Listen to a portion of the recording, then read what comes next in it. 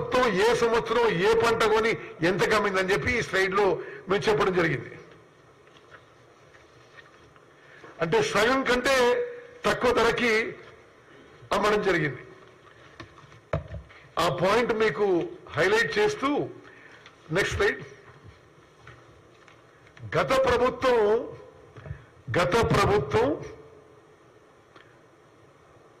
వాళ్ళు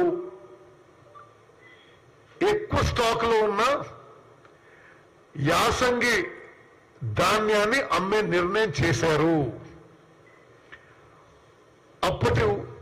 ఆనాడున్న rice Miller association ప్రభుత్వానికి paddy ఖరాబ్ అవుతుంది, ఇన్ఫీరియర్ అయిపోతుంది, డ్యామేజ్ అవుతుంది, డిస్కలర్ అవుతుందని చెప్పి దయచేసి ఎక్సెస్ ప్యాడీ అమ్మేసేయండి, ఆక్షన్ చేయండి. గత ప్రభుత్వంలో రైస్ మిల్లర్ సంఘం విజ్ఞప్తి మేరకు ఆ ప్రభుత్వం ఆ ప్యాడీని ఆక్షన్ చేయడం జరిగింది. అందులో ధర ఎంత వచ్చింది? ధర 1700 రూపాయలు వచ్చింది. ఆ రోజు ధాన్యాన్ని ఆక్షన్ చేస్తే 1702 రూపీస్ 51 పైసా వచ్చింది. వివిధ కారణాల వల్ల ఆ టెండర్ క్యాన్సిల్ చేయడం జరిగింది.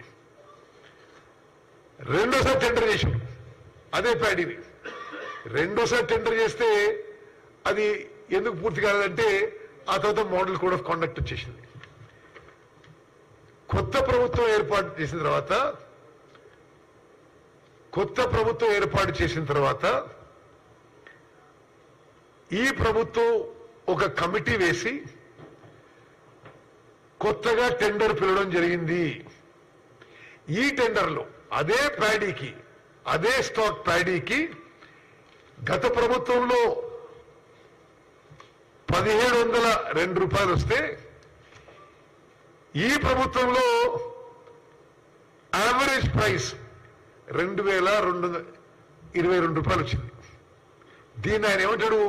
ఏదో కుంభకోణం అట, ఏదో పిచ్చి పిచ్చి మాటలు. దయచేసి అర్థం చేసుకోండి.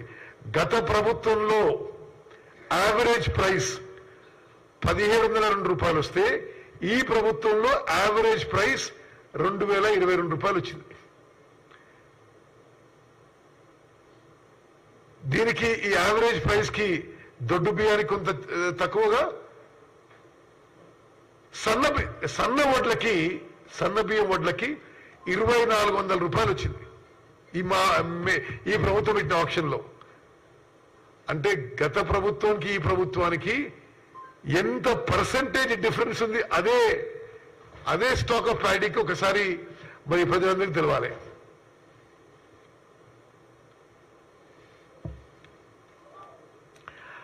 ఇప్పుడు ఈ ప్రభుత్వం ఈ ప్యాడీ ఆప్షన్ తో ముందుకు పోతుంది.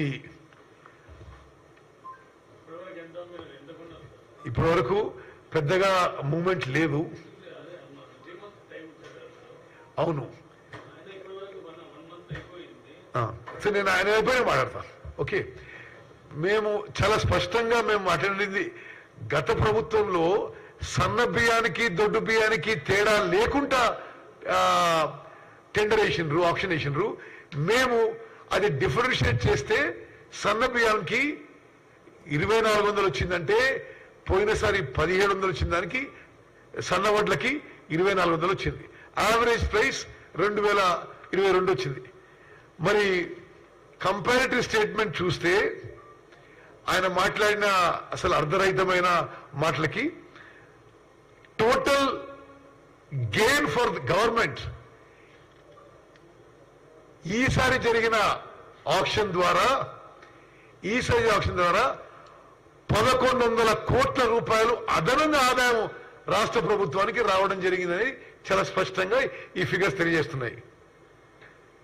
మరి ఇది వాళ్ళెవరో ఇంతకీ అంతకీ అని మాట్లాడుతున్నారు. ఆ పెద్ద మనిషి ఏమన్నాడు? అసలు ఎంఎస్పీ కంటే తక్కువ ఎందుకు అమ్ముతున్నారు? మేము ఏం చెప్పామంటే 10 ఏళ్ల